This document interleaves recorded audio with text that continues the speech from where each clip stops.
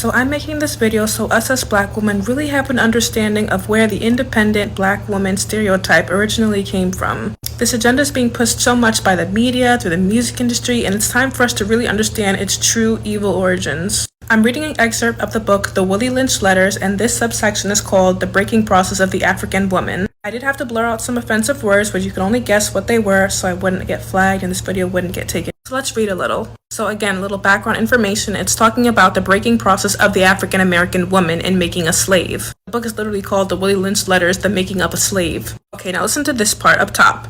Therefore, we shall go deeper into this area of the subject matter concerning what we have produced here in this breaking process of the female.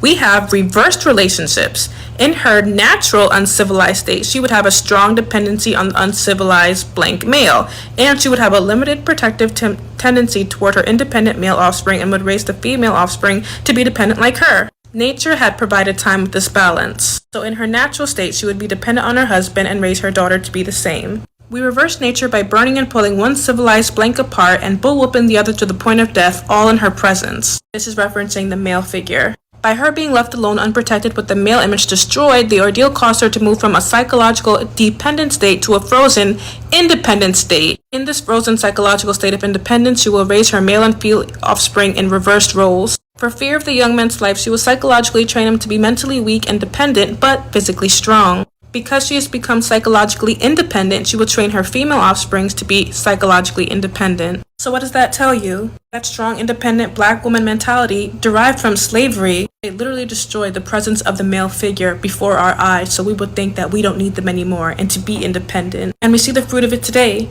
A lot of single mothers raising emotionally, psychologically weak men who are strong but emotionally weak, and daughters growing up thinking that they don't need anybody. Their plan literally worked, and we sing about it and laugh about it as if this is some type of joke. It was always God's design for us to have a man and to be led by one. We are the weaker vessel. It's time for us to wake up, y'all.